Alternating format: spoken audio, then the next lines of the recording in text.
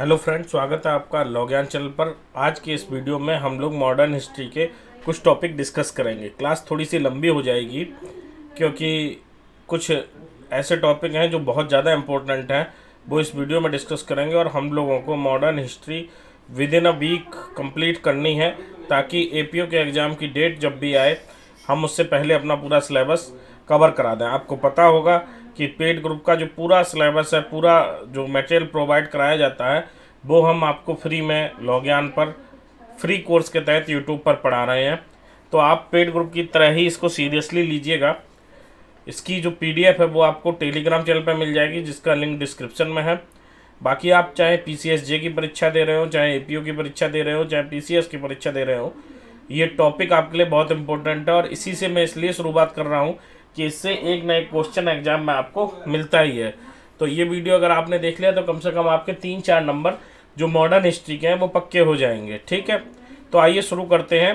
Bengal gazette. Bengal gazette का प्रकाशन, जो प्रमुख समाचार पत्र और पत्रिकाओं की हम लोग बात कर रहे हैं, उसमें सबसे पहले बंगाल गजट। और बंगाल गजट के संबंध में एक फैक्ट ये भी है कि ये भारत से प्रकाशित होने वाला पहला समाचार पत्र कहा जाता है। तो अगर क्वेश्चन इस तरीके से आ जाए कि भारत से प्रकाशित होने वाला पहला समाचार पत्र कौन सा था, तो वो होगा बंगाल गजट। ठीक है, तो बंगाल गजट को आप याद कर लीजिएगा, 1780 में इसका प्रकाशन हुआ था। और इसका प्रकाशन जो किया था, जो इसके संस्थापक थे या जो इसके प्रकाशक थे, वो थे James August Hickey, J.A. Hickey नाम से इनको जाना जाता है। कलकत्ता में प्रकाशित हुआ था और ये अंग्रेजी भाषा में प्रकाशित होने वाला पहला समाचार पत्र था। एक क्वेश्चन मैं आपसे पूछता हूँ कि हिंदी में प्रकाशित होने वाला पहला समाचार पत्र क्या था, कमेंट बॉक्स में बताइए और अगले वीडियो में मैं इसका आंसर आपको दूंगा।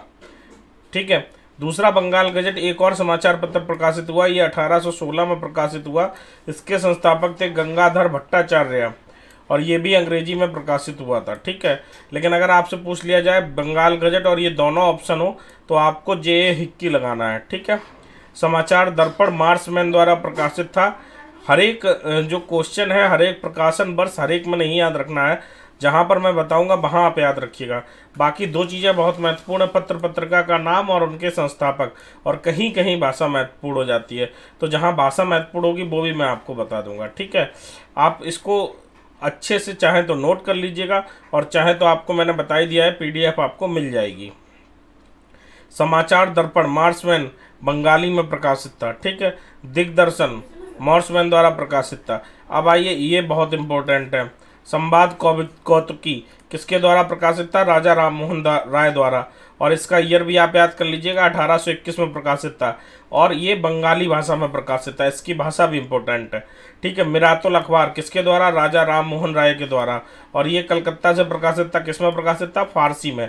तो राजा राम मोहन द्वारा 2 अखबार प्रकाशित हुए, एक बंगाली में एक फारसी में। तो आपसे क्वेश्चन इस तरीके से भी पूछा जा सकता है कि मिरातुल अखबार जो राजा राम मोहन राय द्वारा प्रकाशित समाचार पत्र था, किस भाषा में था। तो ये आप इनकी भाषा याद कर लीजिए, बंगाली और फारसी। बॉम्बे समाचार फरदून जी मर्जमान द्वारा गुजराती में प्रकाशित था। बंगदत्त भी बहुत इंपॉर्टेंट पेपर है, द्वारकानाथ टैगोर प्रसन्न टैगोर के द्वारा बंगाली में प्रकाशित था। जामे जमशेद P.A. मोतीवाला द्वारा प्रकाशित था, फारसी में। ये इंपॉर्टेंट है, रफ्त गुफ्तार। देखिए, पढ़ तो सब लीजिएगा ताकि ऑप्शन आए तो आपको टिक लगाते हुए आसानी हो, लेकिन कुछ ऐसे जो आपको एकदम टिप्स पे याद होने चाहिए, उस वहीं पे मैं आगे टिक लगा देता हूँ कि जो आपको टिप्स पे याद हो और बताता चल रहा हूँ आपको। तभी इस क्लास का फ़ायदा है जब मैं आपको ये बताऊँ कि क्या ज़्यादा इंपॉर्टेंट है, क्या आपको पढ़ना है, क्या आपको एकदम रट के जाना है, तो तभी ये क्लास इंपॉर्टेंट है। बाकी ये लिस्ट तो आप कहीं से भी प्राप्त कर सकते हैं। रफ्त कोफ्तार, इसका ईयर भी याद कर लीजिए, दादा भाई नौरोजी द्वारा 1851 में प्रकाशित हुआ और ये गुजराती भाषा में था। ठीक है, सत्य प्रकाश करदौन दास मूल जी द्वारा प्रकाशित हुआ। हिंदू पैट्रियट इंपॉर्टेंट है, बहुत याद कर लीजिए। हिंदू पैट्रियट किसके द्वारा, गिरीश चंद्र घोष और हरिश्चंद्र मुखर्जी द्वारा प्रकाशित था। आपसे केवल ऑप्शन में हरिश्चंद्र मुखर्जी अधिकतर देते हैं, तो हरिश्चंद्र मुखर्जी आप टिक लगाएंगे, अंग्रेजी में प्रकाशित था। ठीक है, लेकिन कभी हो सकता है घुमा दें, हरिश्चंद्र मुखर्जी की जगह केवल गिरीश चंद्र घोष दे दें। सोम प्रकाश ईश्वर चंद्र विद्यासागर द्वारा बंगाली में प्रकाशित था, ये भी इंपॉर्टेंट है। Indian Mirror most important, Devendranath Tagore और मनमोहन घोष के द्वारा अंग्रेजी में प्रकाशित था। टाइम्स ऑफ इंडिया तो अभी भी चल रहा है ना, वो वाला टाइम्स ऑफ इंडिया या दूसरा, ये मुझे नहीं पता, लेकिन हाँ ये है कि ये अभी भी चल रहा है। लेकिन आपको ये याद रखना है, times of India, times of India अंग्रेजी प्रेस द्वारा प्रकाशित था, अंग्रेजी में, ठीक है। इंदु प्रकाश जस्टिस रानाडे द्वारा प्रकाशित था। Native opinion, most important paper, BN Mandlik के द्वारा प्रकाशित था, ठीक है। पायनियर अंग्रेजी प्रेस के द्वारा प्रकाशित था। पायनियर किसके द्वारा प्रकाशित था? अंग्रेजी प्रेस के द्वारा। ज्ञान प्रदायनी नवीन चंद्र राय के द्वारा प्रकाशित था। कविवचन सुधा भारतेंदु हरिश्चंद्र, इंपोर्टेंट है, कविवचन सुधा भारतेंदु हरिश्चंद्र के द्वारा प्रकाशित था। अमृत बाजार पत्रिका, ये आपने कहीं ना कहीं एग्जाम में सुना होगा, याद कर लीजिएगा। मोतीलाल घोष और शिशिर घोष द्वारा बंगाली में प्रकाशित था। मोतीलाल घोष और शिशिर घोष द्वारा। मद्रास मेल अंग्रेजी प्रेस के द्वारा प्रकाशित था। मद्रास मेल किसके द्वारा प्रकाशित था? अंग्रेजी प्रेस के द्वारा। बंग दर्शन बंकिम चंद्र भट्ट द्वारा प्रकाशित था। ट्रिब्यून सरदयाल सिंह मजीठिया द्वारा प्रकाशित था, इंपोर्टेंट है। ट्रिब्यून सरदयाल सिंह मजीठिया द्वारा अंग्रेजी में प्रकाशित था। हिंदी प्रदीप बालकृष्ण भट्ट, इंपोर्टेंट है, बालकृष्ण भट्ट के द्वारा प्रकाशित था। वाराणसी से प्रकाशित होता था। इसका स्थल भी आपसे पूछा जा सकता है, याद रखिएगा। और हिंदी में प्रकाशित था। स्टेट्समैन रॉबर्ट नाइट के द्वारा प्रकाशित था। हिंदू बी राघवाचारी, इंपोर्टेंट है, याद कर लीजिए, बी राघवाचारी द्वारा प्रकाशित था। बंगाली SN बनर्जी द्वारा प्रकाशित था, सुरेंद्र नाथ बनर्जी द्वारा, ठीक है। बंगबासी जोगिंदर नाथ बोस के द्वारा प्रकाशित था। मराठा और केसरी, मोस्ट इंपोर्टेंट है, मराठा और केसरी, याद कर लीजिए। मराठा और केसरी बहुत बार यूपी में रिपीट हुए हैं। तो मराठा बाल गंगाधर तिलक और केसरी बाल गंगाधर तिलक। अब इसमें अंतर क्या है? क्वेश्चन इस तरीके से पूछा जाता है कि जो मराठा था वो अंग्रेजी भाषा में था और केसरी था वो मराठी भाषा में था। तो इसको आप क्रॉस में याद कीजिएगा। मराठा लगता है मराठी भाषा में, लेकिन ये अंग्रेजी भाषा का था। और केसरी किस भाषा में था? ये मराठी भाषा में था। इसकी जो भाषा है वो ज़्यादा इंपॉर्टेंट हो जाती है। बाकी ये तो याद रखना ही है कि बाल गंगाधर तिलक द्वारा प्रकाशित थे ये दोनों ही अखबार। इंडिया दादा भाई नौरोजी द्वारा प्रकाशित था, इंपॉर्टेंट है। हिंदुस्तान स्टैंडर्ड सच्चिदानंद सिन्हा द्वारा प्रकाशित था। इंडियन रिव्यू BA नटेशन द्वारा प्रकाशित था। मोस्ट इंपोर्टेंट इंडियन ओपिनियन आपने देखा होगा एग्जाम में। इंडियन ओपिनियन महात्मा गांधी के द्वारा प्रकाशित था। इंडियन सोशलॉजिस्ट श्यामजी कृष्ण वर्मा के द्वारा प्रकाशित था, ठीक है। युगांतर भूपेंद्र दत्त और बारिंद्र घोष द्वारा प्रकाशित था। मॉडर्न रिव्यू रामानंद चटर्जी द्वारा प्रकाशित था, मॉडर्न रिव्यू। वंदे मातरम लाला हरदयाल और श्यामजी कृष्ण वर्मा के द्वारा प्रकाशित था, मोस्ट इंपोर्टेंट है। युगांतर भी कई बार पूछा जा चुका है। इंडियन सोशलॉजिस्ट भी पूछा जा चुका है, क्योंकि इंडियन सोशलॉजिस्ट इंडिया में नहीं प्रकाशित होता था, ये लंदन में प्रकाशित हुआ था, ठीक है। और इंडियन ओपिनियन तो आप जानते हैं कि दक्षिण अफ्रीका में प्रकाशित हुआ था, ठीक है। वंदे मातरम पेरिस में प्रकाशित हुआ था। यहाँ पे मैं बताता जा रहा हूँ, इनके स्थान भी आप याद रखेंगे क्योंकि स्थान भी पूछा जा सकता है, ठीक है। प्रताप भी इंपोर्टेंट समाचार पत्र है, गणेश शंकर विद्यार्थी द्वारा प्रकाशित था। और इन्हें पत्रकारिता के क्षेत्र में सबसे ज़्यादा सम्मान मिलता है जितने भी क्रांतिकारी रहे हैं उनमें। तो गणेश शंकर विद्यार्थी द्वारा कानपुर से प्रकाशित था, हिंदी समाचार पत्र था प्रताप। तो ये होगा प्रमुख समाचार पत्र और पत्रिकाएं। अगर कोई इंपॉर्टेंट रह गया हो तो कमेंट बॉक्स में बताइए, नहीं तो मुझे लगता है लिस्ट कंप्लीट हो गई है। अगर कोई रह गया होगा तो मैं आपको बाद में उसको भी इन्फॉर्म कर दूंगा। अब आ जाइए आगे बढ़ते हैं। में हम लोग एक्ट पे बात कर लेते हैं कि कौन कौन से एक्ट हैं। यहाँ पर कुछ प्रमुख एक्ट बताएंगे, उनके किस किस गवर्नर जनरल या वायसराय के समय में वो पारित हुए ये बताएंगे, और क्या मुख्य प्रावधान था, मतलब किससे संबंधित है ये बताएंगे, ठीक है। इससे बहुत इंपॉर्टेंट क्वेश्चन बनते हैं और एक क्वेश्चन आपको इससे मिल सकता है। रेगुलेटिंग एक्ट 1773 किसके समय पारित हुआ? वारेन हेस्टिंग्स के समय। और भारत पर ब्रिटिश शासन का सीमित नियंत्रण ये प्रारंभ था 1773 के एक्ट के द्वारा। इससे पहले पूरी तरीके से कंपनी चला रही थी और कंपनी से ब्रिटिश शासन पर पूरा नियंत्रण 1858 के एक्ट के द्वारा आया था, ठीक है। तो अब आप 1773 और सुप्रीम कोर्ट की स्थापना भी किस एक्ट के तहत हुई थी? इसी एक्ट के तहत हुई थी, रेगुलेटिंग एक्ट के तहत, ठीक है। अगला है Pitt's India act 1784, Warren Hastings के समय आया था। बोर्ड ऑफ कंट्रोल की स्थापना इससे हुई थी। चार्टर एक्ट 1813 लॉर्ड मिंटो के समय आया था। कंपनी का व्यापारिक एकाधिकार समाप्त हो गया था चार्टर एक्ट के द्वारा। तब तक ईस्ट इंडिया कंपनी ही केवल व्यापार करती थी, लेकिन 1813 के चार्टर एक्ट के द्वारा अन्य कंपनियों को भी अधिकार दिया गया था कि वो भी व्यापार कर सकती हैं, ठीक है। तो ये क्वेश्चन इस तरीके से आपसे उल्टा पूछा जा सकता है कि कंपनी का व्यापारिक एकाधिकार किस एक्ट के द्वारा समाप्त किया गया, इस तरीके से क्वेश्चन आपसे पूछा जा सकता है। तो आप याद रखेंगे चार्टर एक्ट 1813 13। हम लोग इनकी एमसीक्यू की प्रैक्टिस भी करेंगे आगे चल के, जब सिलेबस पूरा हो जाएगा। तो आपको अभी तो एक क्लास मिल रही है, कोशिश करेंगे कि नेक्स्ट वीक से आपको जीएस की 2 क्लास मिलने लगे और कम से कम 2 क्लास लॉ की मिले, ताकि हम जल्दी से जल्दी सिलेबस कंप्लीट कर लें अपना। ठीक है। सती प्रथा निषेध कानून 1829 विलियम बेंटिक के समय हुआ था। सती प्रथा पर प्रतिबंध लगाया था। राजा राम मोहन राय के द्वारा प्रयासों से ये संभव हुआ था। Charter act 1833 William Bentinck Bengal का गवर्नर जनरल, इससे भारत का गवर्नर जनरल बना था। पहले बंगाल के गवर्नर जनरल होते थे, उनको भारत का गवर्नर जनरल 1833 के चार्टर एक्ट से बनाया था। चार्टर एक्ट 1853 लॉर्ड डलहौजी के समय आया था। कंपनी मात्र न्यास के रूप में भारत के नियंत्रण करता रह गई थी। कंपनी मात्र न्यास, देखिए जैसे जैसे एक्ट बढ़े हैं वैसे वैसे कंपनी का जो अधिकार था वो ढीला पड़ता गया और धीमे धीमे ब्रिटिश शासन के हाथ में शासन जाता रहा। हिंदू विधवा पुनर्विवाह नियम लॉर्ड डलहौजी के समय हुआ था। विधवा विवाह को मान्यता मिल गई थी। भारतीय परिषद अधिनियम 1861 में लॉर्ड कैनिंग काउंसिल में भारतीयों का प्रवेश इससे हुआ था। 1861 में जो काउंसिल बनाई जाती थी भारत पर शासन करने के लिए, उसमें भारतीयों का प्रवेश दिया गया था। हालांकि शक्तियां धीमे धीमे दी गई थी, पहली बार में कोई शक्तियां उनको नहीं मिली थी।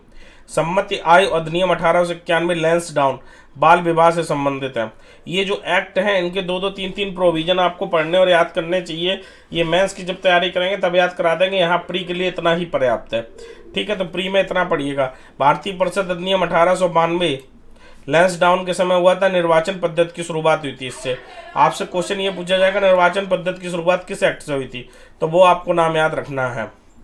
पृथक निर्वाचन क्षेत्रों की व्यवस्था बहुत इंपॉर्टेंट क्वेश्चन बनता है और बहुत बार पूछा जा चुका है कि पृथक निर्वाचन क्षेत्रों की व्यवस्था किस एक्ट के द्वारा हुई, तो मार्लेमेंटो सुधार अधिनियम के द्वारा। प्रांतों में द्वैध शासन किस एक्ट के द्वारा लागू हुआ, मॉन्टेस्क्यू चेम्सफोर्ड अधिनियम 1919 के द्वारा। ये वर्ष भी आपसे पूछी जा सकती है कि प्रांतों में द्वैध शासन किस वर्ष से हुआ, तो 1919। और बाकी मॉन्टेस्क्यू चेम्सफोर्ड अधिनियम 1919 आप याद रखिएगा। संविधान निर्माण योजना साइमन कमीशन 1987 में पहली बार संविधान निर्माण योजना के साथ आया था, लॉर्ड इरविन के समय आया था। ठीक है, आपसे ये भी पूछा जा सकता है साइमन कमीशन किस वायसराय के समय आया था, तो लॉर्ड इरविन। विवाह आयु 18 वर्ष से 14 वर्ष, लॉर्ड इरविन शारदा कानून 1930। ठीक है, तो विवाह की आयु 18 वर्ष से 14 वर्ष किस एक्ट के तहत की गई, शारदा कानून के तहत की गई। और शारदा कानून कब आया, 1930 में। क्वेश्चन इस तरीके से पूछा जाएगा कि किस एक्ट के द्वारा 18 से 14 वर्ष आयु कर दी गई, या पूछेंगे कि शारदा अधिनियम निम्न में से किससे संबंधित था, तो उसमें ऑप्शन होगा संविधान निर्माण, द्वैध शासन, विवाह आयु, प्रांतीय स्वायत्तता। तो उस तरीके से आपको डील करना है। ये पूरी पीडीएफ आपको मिल जाएगी, इसको अच्छे से याद कर लेना है। यहाँ मैं केवल आपको इसलिए बता दे रहा हूँ कि आपको एक आइडिया हो जाए किस तरीके के क्वेश्चन पूछे जा सकते हैं। भारत सरकार अधिनियम 1935 लॉर्ड वेलिंगटन प्रांतीय स्वायत्तता से संबंधित था। अगस्त घोषणा प्रस्ताव प्रादेशिक स्वशासन से संबंधित था। क्रिप्स मिशन प्रस्ताव 1942 संविधान सभा की योजना से संबंधित था। क्रिप्स मिशन 1942 संविधान सभा की योजना से संबंधित था। देखिए, संविधान निर्माण की योजना साइमन कमीशन और संविधान सभा की योजना दोनों अलग अलग चीजें हैं। ये संविधान के निर्माण की बात की कही गई थी पहली बार अंग्रेजों द्वारा साइमन कमीशन के द्वारा, और संविधान सभा कैसी हो सकती है इंडिया की, उसके बारे में क्रिप्स मिशन में सबसे पहले प्रस्ताव था। और संविधान सभा जो है उसका निर्माण का जो भूमिका बनी थी वो कैबिनेट मिशन योजना के तहत बनी थी। ठीक है, बेवेल योजना सभी दलों को मिलाकर काउंसिल का निर्माण किया जाए, बेवेल योजना 1945 में कहती है। कैबिनेट मिशन योजना संघ निर्माण व प्रांतों की स्वायत्तता के संबंध में प्रावधान लॉर्ड बेवेल के द्वारा हुआ था। और माउंटबेटन योजना भारत विभाजन के संबंध में योजना थी। ठीक है, थोड़ी सी ज़्यादा लंबी क्लास हुई जा रही है, बताइए तो अभी यहाँ पर बंद कर दूँ, बताइए 1-2 टॉपिक और कंप्लीट करा दूँ। चलिए 1-2 टॉपिक और करा देते हैं। बंगाल का प्रथम गवर्नर, इससे क्वेश्चन पूछते हैं, बहुत सिंपल सा आंसर होते हैं और आपको ये क्वेश्चन गलत हो जाते हैं। तो बंगाल का प्रथम गवर्नर रॉबर्ट क्लाइव।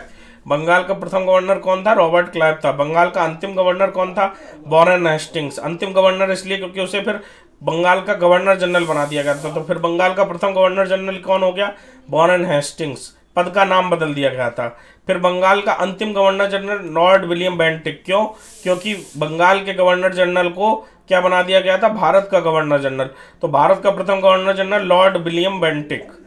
जो देखिए यहाँ पे ऐसे याद कीजिएगा, बंगाल का प्रथम गवर्नर रॉबर्ट क्लाइव, ये एक बार रहे। ठीक है, फिर बंगाल के अंतिम गवर्नर और बंगाल का प्रथम गवर्नर जनरल, अंतिम गवर्नर और गवर्नर जनरल दोनों कौन थे, वॉरेन हेस्टिंग्स। क्यों? क्योंकि इस पद का नाम ये कर दिया गया, पद पे व्यक्ति वही बने रहे। फिर बंगाल के अंतिम गवर्नर जनरल और भारत के प्रथम गवर्नर जनरल, ये एक इसलिए थे क्योंकि जो बंगाल का अंतिम गवर्नर जनरल था उसे ही भारत का प्रथम गवर्नर जनरल बना दिया गया, और वो उस समय थे लॉर्ड विलियम बेंटिक। कंफ्यूज मत होइएगा, इसको याद कर लीजिएगा, बहुत आसानी से याद हो जाएगा। भारत के अंतिम गवर्नर जनरल कौन थे? Lord Canning. क्यों? क्योंकि इसके बाद इस पद को बदल के इसका नाम वायसराय कर दिया गया। तो भारत के प्रथम वायसराय कौन हो गए? Lord Canning. तो भारत के अंतिम गवर्नर जनरल और भारत के प्रथम वायसराय कौन हो गए? Lord Canning. और भारत के अंतिम वायसराय कौन थे? Lord Mountbatten. Lord Mountbatten Bharat के अंतिम वायसराय थे। स्वतंत्र भारत के प्रथम गवर्नर जनरल कौन बने? Lord Mountbatten. यही पद रखा गया, ठीक है। लेकिन भारत के प्रथम भारतीय गवर्नर जनरल कौन बने? सी राजगोपालाचारी। जब लॉर्ड माउंटबेटन हट गए तो सी राजगोपालाचारी बने, जब भारत पूरी तरह से स्वतंत्र था। हालांकि स्वतंत्र तब भी था जब लॉर्ड माउंटबेटन बनाए गए, लेकिन उसके बाद भारतीयों को इस पद पर रखा गया, और उसके बाद स्वतंत्र भारत के अंतिम गवर्नर जनरल भी राजगोपालाचारी इसलिए रहे क्योंकि इस पद को समाप्त कर दिया गया। तो ये 11 पॉइंट है, इनको बहुत अच्छे से याद कर लीजिएगा। 5-6 नाम आपको याद करने हैं, और नहीं तो मैं आपको इसकी शॉर्ट ट्रिक बना के याद करा दूंगा। बताइएगा कमेंट बॉक्स में, तो शॉर्ट ट्रिक बना के याद करवा दूंगा। इसमें से एक क्वेश्चन आ जाएगा आपके लिए, आ सकता है, बहुत ज़्यादा चांस है। अब आइए कुछ उपाधि और उपाधि देने वालों के नाम याद कर लेते हैं। जैसे महात्मा गांधी को महात्मा उपाधि किसने दी? तो रविन्द्रनाथ टैगोर ने दी थी महात्मा गांधी को। सॉरी, महात्मा गांधी क्यों, यहाँ पर तो लिखा होना चाहिए था मोहनदास करमचंद गांधी। मोहनदास करमचंद गांधी को महात्मा किसने कहा? सबसे पहले रविन्द्रनाथ टैगोर ने। अब इसके बाद रविन्द्रनाथ टैगोर को बदला लेना था महात्मा गांधी को, तो रविन्द्रनाथ टैगोर को गुरुदेव सबसे पहले किसने कहा? महात्मा गांधी ने। तो ये दोनों चीजें आप याद रखिएगा, ठीक है। महात्मा गांधी को सबसे पहले राष्ट्रपिता किसने कहा? जो बहुत विरोधी समझे जाते हैं उन्होंने, सुभाष चंद्र बोस ने। देखिए, विरोधी आप समझते हैं, लेकिन सुभाष चंद्र बोस महात्मा गांधी की बहुत इज्जत करते थे। कभी आपको सुभाष चंद्र बोस की जीवनी पढ़ने को मौका मिले तो आपको पता चलेगा कि सुभाष चंद्र बोस कुछ विचारों में मतभेद था, अपने अपने तरीकों में मतभेद था, लेकिन इज्जत बहुत करते थे। उन्होंने महात्मा गांधी को राष्ट्रपिता कहा था। वल्लभ भाई पटेल को सरदार की उपाधि किसने दी थी? बारदोली सत्याग्रह में जब इन्होंने भूमिका निभाई तो बारदोली की जो महिलाएं थी उन्होंने इनको सरदार कहा, और फिर नाम हो गया सरदार वल्लभ भाई पटेल। डॉक्टर राजेंद्र प्रसाद को देश रत्न किसने कहा? महात्मा गांधी ने। डॉक्टर राजेंद्र प्रसाद को देश रत्न किसने कहा? महात्मा गांधी ने। स्वामी विवेकानंद, स्वामी विवेकानंद को विवेकानंद की उपाधि किसने दी थी? महाराजा खेतड़ी ने। उससे पहले इनका नाम क्या था? नरेंद्र देव। राजा राम मोहन राय को राजा की उपाधि किसने दी थी? अकबर द्वितीय ने। अकबर द्वितीय ने। हरविजय सूरी को जगत गुरु की उपाधि किसने दी थी? अकबर ने। और तानसेन को कठा भरण माड़ी की उपाधि किसने दी? अकबर ने। मोहम्मद अली जिन्ना, देख रहे हैं बिल्कुल विपरीत यहाँ पे आ गए। मोहम्मद अली जिन्ना को कायदे आजम सबसे पहले किसने कहा? तो महात्मा गांधी ने। और महात्मा गांधी को अर्धनग्न फकीर किसने कहा? नेकेड फकीर, तो वो कहा चर्चिल ने, ठीक है। तो इस तरीके से ये हो गया आपका प्रमुख व्यक्ति और उनकी उपाधियां। अब एक टॉपिक और थोड़ा सा कवर कर लेते हैं, थोड़ा और लंबा हो रहा है video, but modern history complete करनी है तो आपको मेहनत थोड़ी सी ज़्यादा हमारे साथ करनी पड़ेगी। अनहैप्पी इंडिया किसके द्वारा लिखित पुस्तक है? लाला लाजपत राय। गीता रहस्य बाल गंगाधर तिलक। गीता रहस्य बाल गंगाधर, कंफ्यूज नहीं होना है, ठीक है। गीता रहस्य बाल गंगाधर तिलक और अनहैप्पी इंडिया लाला लाजपत राय। वंदी जीवन सचिंद्रनाथ सान्याल।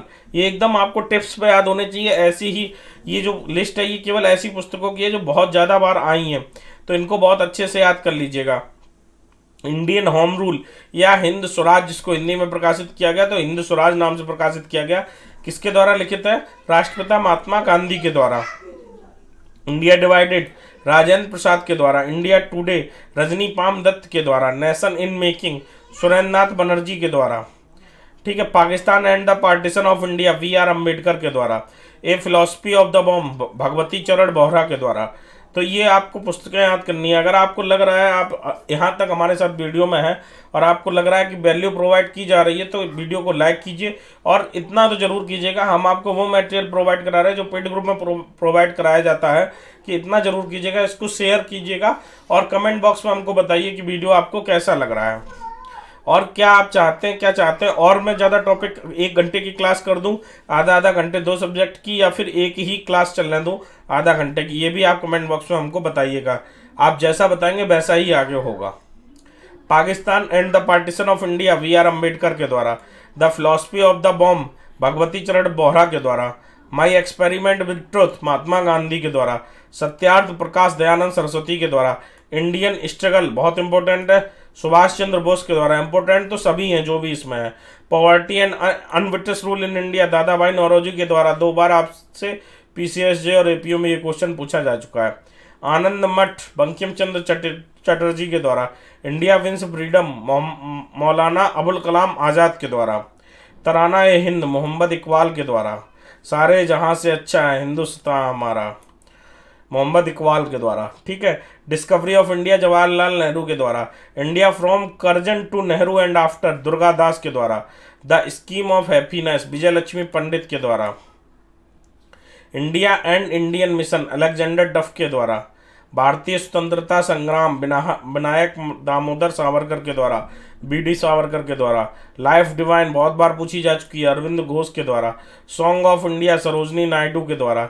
गीतांजलि गोरा crescent moon post office Rabindranath Tagore के द्वारा, नेशंस वॉइस राधा कृष्ण के द्वारा, गैदरिंग स्टॉर्म लेपियरे कॉलिंस के द्वारा, एसेज ऑफ गीता अरविंद घोष के द्वारा, नील दर्पण दीनबंधु मित्र के द्वारा, the bunch of old letters Jawaharlal Nehru के द्वारा, हिट्स फॉर सेफ कल्चर लाला हरदयाल के द्वारा, Indian philosophy doctor Radha Krishnan के द्वारा, इंडिया अर्नेस्ट वैलेंटाइन रोल के द्वारा, इंडिया ए नेशनल एनिवेशन के द्वारा, economic history of India R C. Dutt, Indian renaissance C.F. Andrews के द्वारा, सब इम्पोर्टेंट है, एक एक किताब इम्पोर्टेंट है, हर किताब एग्जाम में आ चुकी है, the riddles of Hinduism Bhimrao Ambedkar के द्वारा, इंडियन डायरी चैम्सफोर्ड मॉन्टेस्क्यू के द्वारा, और commentary on the Quran Sir Syed Ahmad Khan के द्वारा।